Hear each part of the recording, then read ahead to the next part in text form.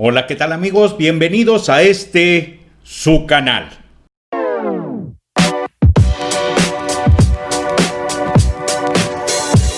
Pues amigos, tenemos noticias importantes porque es determinante que nosotros hagamos lo posible por no volver a lo que fueron los gobiernos de Enrique Peña Nieto y de Calderón.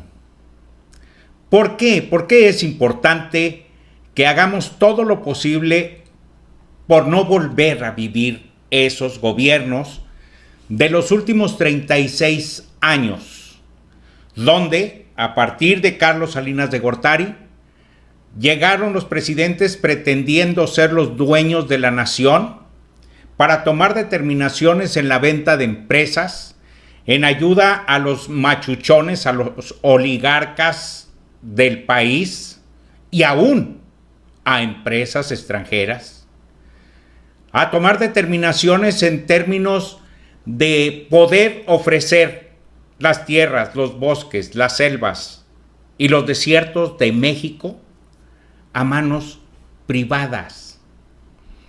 Esto a raíz de la modificación del artículo 27 de la Constitución que propició Carlos Salinas de Gortari. Por eso es importante que nos demos cuenta cuáles fueron los vínculos, que nos demos cuenta qué fue lo que verdaderamente pasó.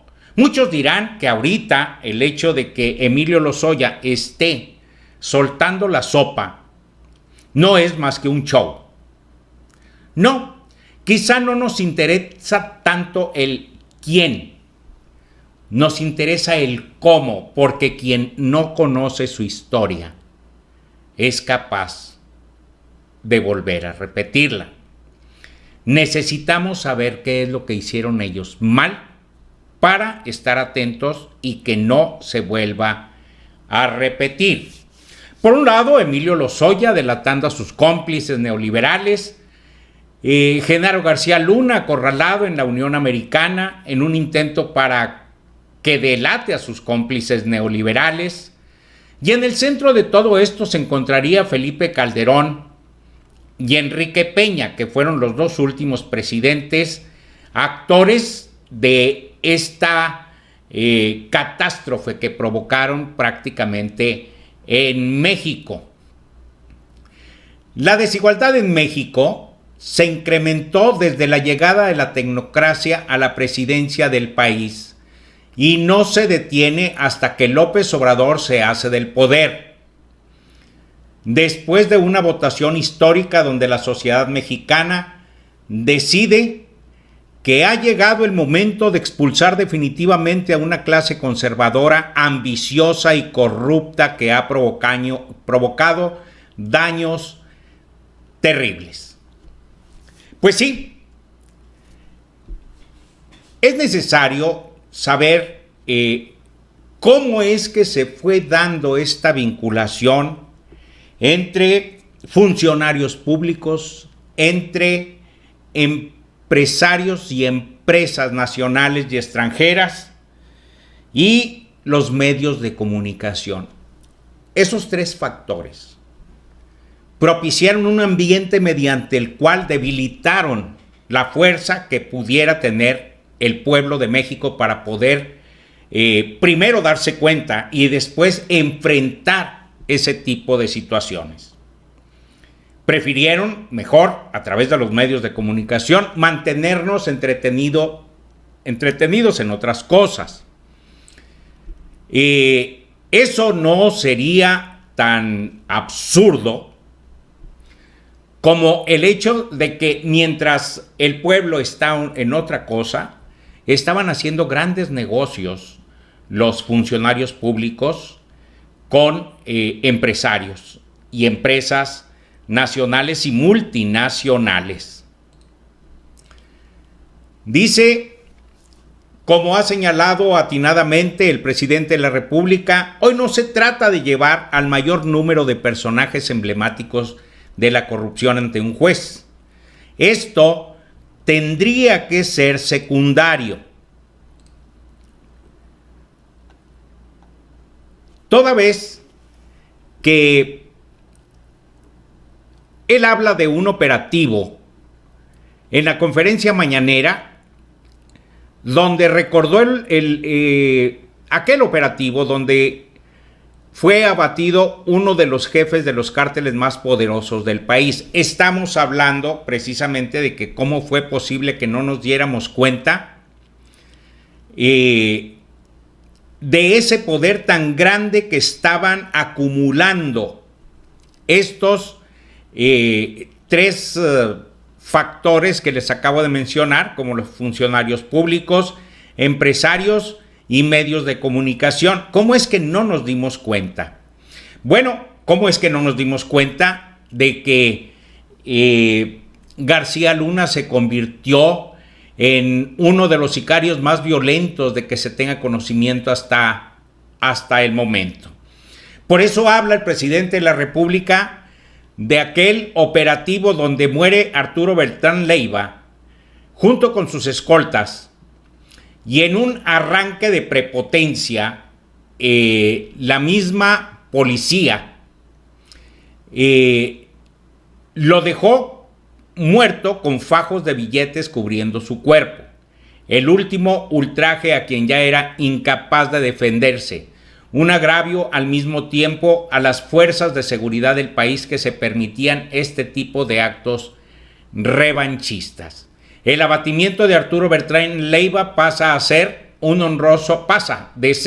un honroso enfrentamiento en contra de la delincuencia a un ajuste vulgar de cuentas entre delincuentes. El gobierno de Felipe Calderón no procuró justicia en favor del pueblo de México.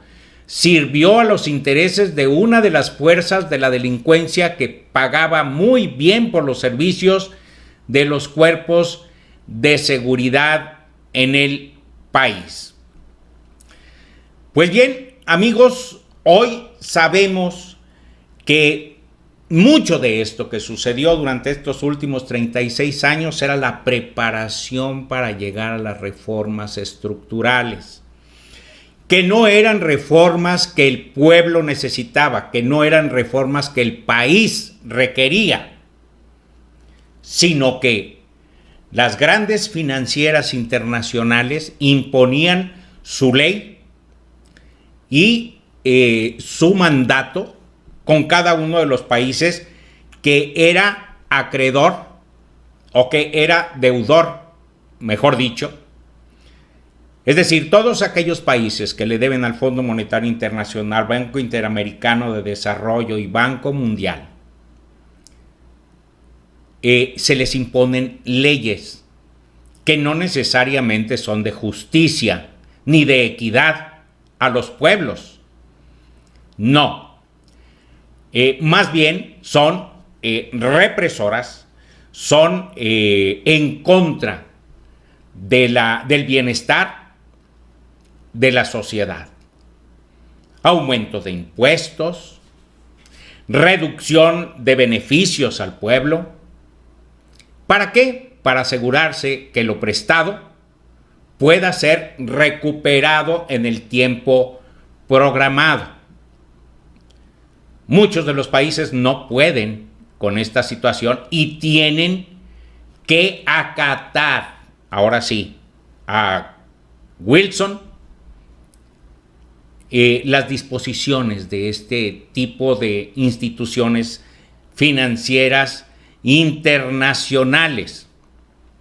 Hoy sabemos que las reformas estructurales impulsadas durante el gobierno de Peña Nieto fueron conseguidas a base de sobornos y cohechos.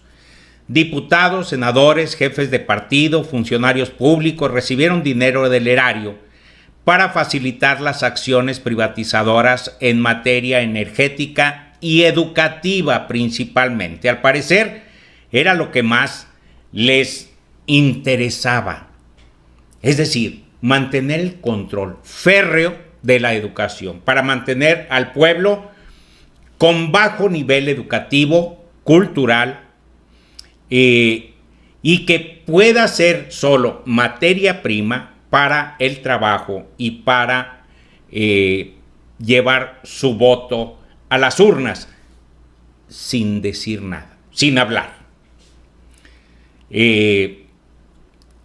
Esas eran las verdaderas pretensiones, el último propósito que tenían estas reformas implementadas por Enrique Peña Nieto, las cuales, sí, como se los acabo de decir, amigos, tuvieron que pagar a senadores, a diputados y a un sinfín de gente, sobre todo los medios de comunicación, para que se dieran a conocer como grandes logros de un gobierno que lo que estaba haciendo era crear las condiciones para que toda la riqueza de México saliera. Es decir, para que toda la riqueza de México quedara en manos extranjeras o en manos privadas. Bien, sabemos que en las elecciones de 2012 hubo dinero sucio en la campaña presidencial de Enrique Peña Nieto, dinero que proporcionaron poderosas compañías extranjeras a cambio de favores especiales una vez que Peña Nieto estuviera en el poder. Y algo importante, el INE de Lorenzo Córdoba y Ciro Murayama se cansaron de decir que se había tratado de una elección limpia, lo que nadie les creyó. Las pruebas sobre rebase de topes de campaña por parte del PRI fueron ignorados por estos funcionarios electorales que se encuentran hasta el momento trabajando a favor de la causa conservadora neoliberal. Fue importante la participación de los capitales nacionales representados no por empresarios, sino por traficantes de influencias que hicieron negocios enormes al amparo del poder. Se creó un núcleo de millonarios que acaparaban la mayor parte de la riqueza nacional, mientras millones de mexicanos padecían hambre, enfermedades y miseria extrema. Es importante conocer cómo se remató ferrocarriles nacionales en tiempos de Vicente Fox, por poner un ejemplo, lo relacionado al FUAPROA cuando gobernó Ernesto Zedillo o los negocios de la familia Salinas de Gortari cuando Carlos fue presidente. López Obrador dice bien al señalar a los mexicanos que lo que más importa en este momento no es llevar a la cárcel a este número o nutrido grupo de delincuentes de cuello blanco. Eso puede o no suceder. Lo importante es saber qué es lo que ocurrió para que no nos vuelva a ocurrir, amigos. Dice Andrés Manuel López Obrador, lo que realmente importa es conocer la verdad de lo sucedido durante el periodo neoliberal, entender cómo fue posible que la sociedad mexicana permitiera durante 36 años que los peores personajes de la política nacional gobernaran a este país, conduciéndolo a la miseria económica y moral que hoy padecemos. ¿Cómo permitimos que la delincuencia creciera a grado tal que un secretario de Seguridad Pública sirviera como sicario a un grupo criminal? Teníamos a la delincuencia gobernando sin sospecharlo siquiera. Luego remata y concluye. Conocer la realidad del neoliberalismo nos permitirá no repetir los mismos errores durante el presente y el futuro inmediato. Neoliberalismo y corrupción son palabras sinónimas. Provocan desigualdad, inseguridad, violencia e ignorancia. Debemos buscar esa verdad perdida para impedir que de nueva cuenta lleguen al poder los ambiciosos y criminales del pasado. Solo así salvamos al pueblo y protegemos debidamente a nuestro país.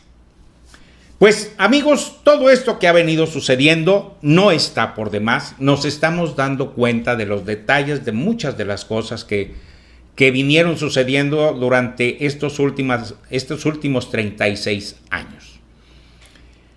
Recordemos, todos ellos, llegaron a la presidencia de la República sin el apoyo del pueblo.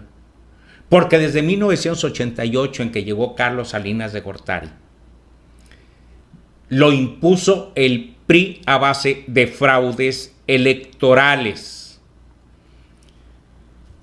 Luego, él fortaleció el proceso electoral para que los subsiguientes